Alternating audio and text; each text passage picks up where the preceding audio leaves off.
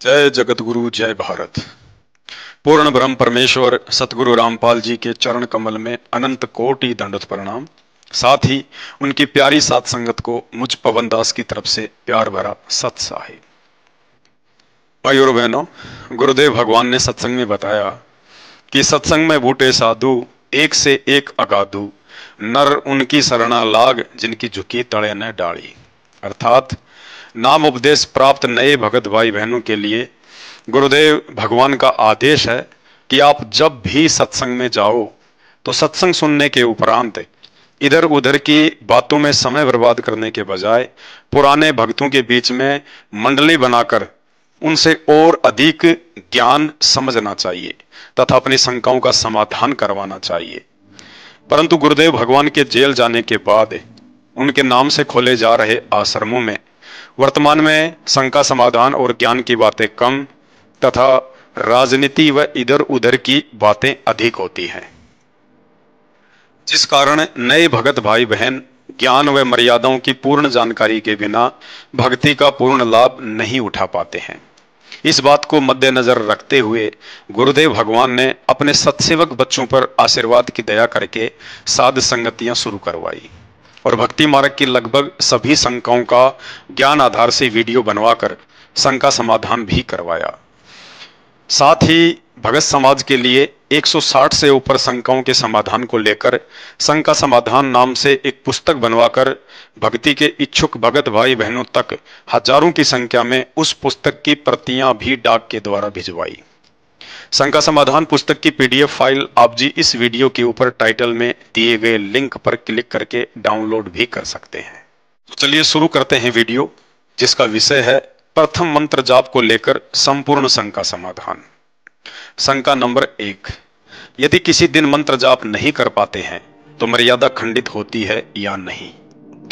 मंत्र जाप के विषय में गुरुदेव भगवान ने कोई किसी तरह की छूट नहीं दी है और यही कहा है कि दाव लगते ही जैसे ही समय मिले उठते बैठते काम करते करते या यात्रा में हैं तो आते जाते समय या आराम करते समय भी जाप करते रहना चाहिए।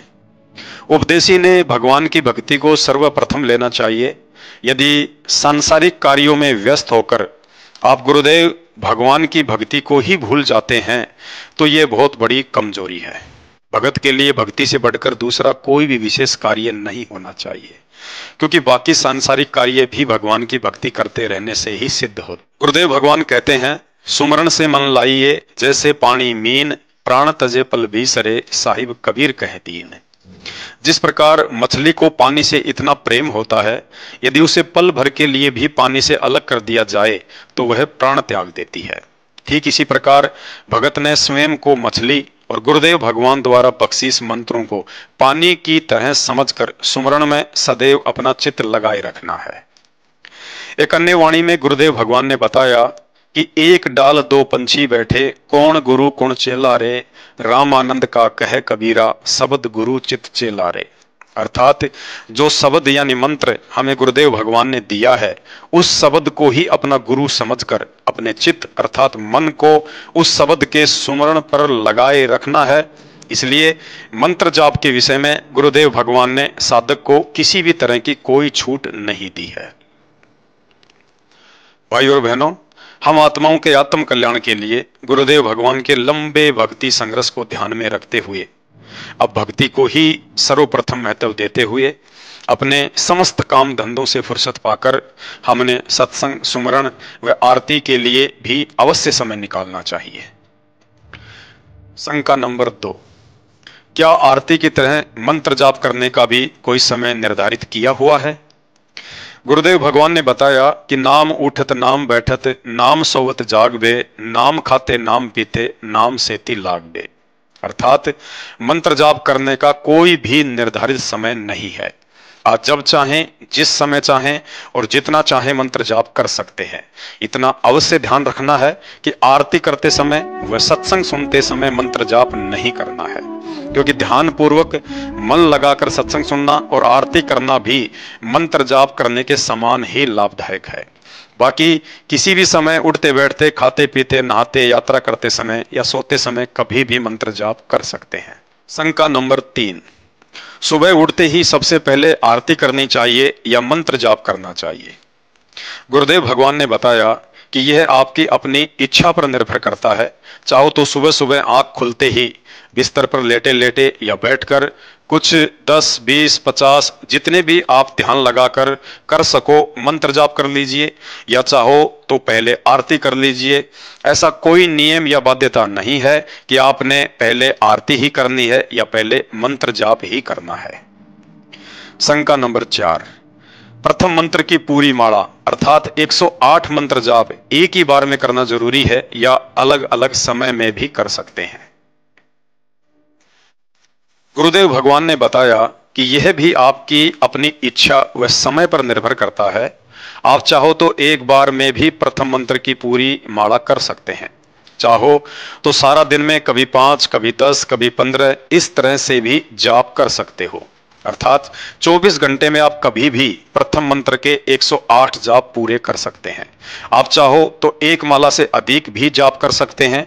जितना जाप करेंगे उतना ही भक्ति धन जमा होता चला जाएगा।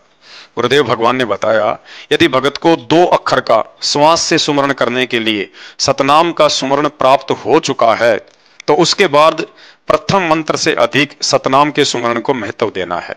अर्थात सतनाम प्राप्त होने के बाद प्रथम मंत्र की भी एक माला तो प्रतिदिन करनी ही करनी है, लेकिन उसके बाद सतनाम के सुमरण को ज्यादा से ज्यादा महत्व देना होता है। शंका नंबर 5, 2 अक्षर का सतनाम प्राप्त होने के बाद पहले प्रथम मंत्र का जाप करना जरूरी है या पहले सतनाम का सुमरण करना जरूरी है? गुरुदेव भगवान ने बताया कि यह भी आपके अपने अभ्यास और आपकी अपनी इच्छा पर निर्भर करता है। यदि सुबह आंख खुलते ही बिस्तर पर लेटे लेटे या बैठकर आपको जो भी सुमरण याद आ जाए उसी का जाप शुरू कर दें। अर्थात सुबह उठते ही सबसे पहले प्रथम मंत्र का ही जाप करना है या सतनाम का ही जाप करना है, ऐसी ना ही तो कोई बाध्यता है और ना ही कोई नियम है। शंका नंबर 6, प्रथम मंत्र जाप करने की उत्तम विधि क्या है? गुरुदेव भगवान ने बताया कि प्रथम मंत्र को सुरत, निरत और मन के साथ जाप किया जाता है। शंका नंबर 7, सुरत, निरत और मन क्या है तथा उसके साथ कैसे जाप किया जाता है?